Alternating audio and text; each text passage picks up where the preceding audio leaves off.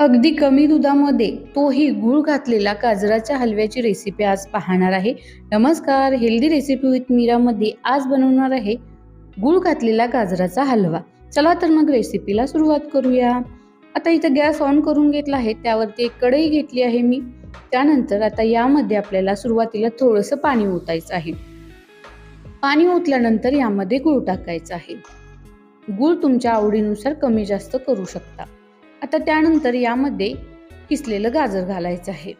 थोडंसं सुरुवातीला पाणी ओतलं त्यामुळे गूळ खाली चिटकणार नाही आणि छान पाणी सोडेल.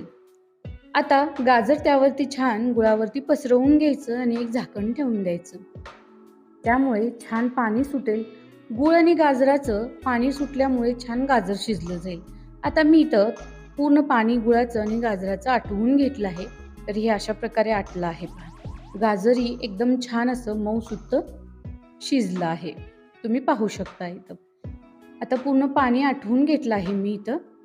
आता त्यानंतर आपल्याला यामध्ये घालायची आहे ताजी दुधावरची साय. दाटसर वाटीभर अशी मी इतकी साय घातली आहे दुधावरची. दुधावरच्या साईमुळे गाजराच्या हलव्यामध्ये एकदम खाव्याची चव तयार होते. कंटिन्यू परतत दुधाची साय आपल्याला गाजरामध्ये मिक्स करून घ्यायची आहे. दुधाची साय मी गाजरामध्ये छान अशी मिक्स करून घेतली आहे.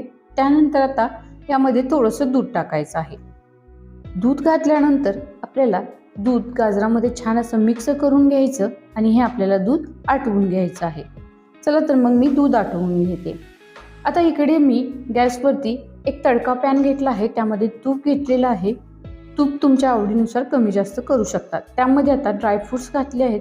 तुम्हाला जे आवडतात ते तुम्ही ड्रायफ्रूट्स यामध्ये टाकू शकता. ड्रायफ्रूट्स तुपामध्ये एखादा मिनिट छान असे फुलेपर्यंत तळून घेणार आहे.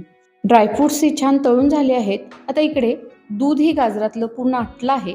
आता यावरती तूप आणि ड्रायफ्रूट्स ओतून घ्यायचे आणि छानपैकी मिक्स करून घ्यायचं. तयार झाला आहे आपला गूळ घातलेला गाजराचा हलवा. ही रेसिपी तुम्हाला कशी वाटली हे नक्की कमेंट करून सांगा आणि चॅनलला लाईक, शेअर, सबस्क्राईब करायला अजिबात विसरू नका.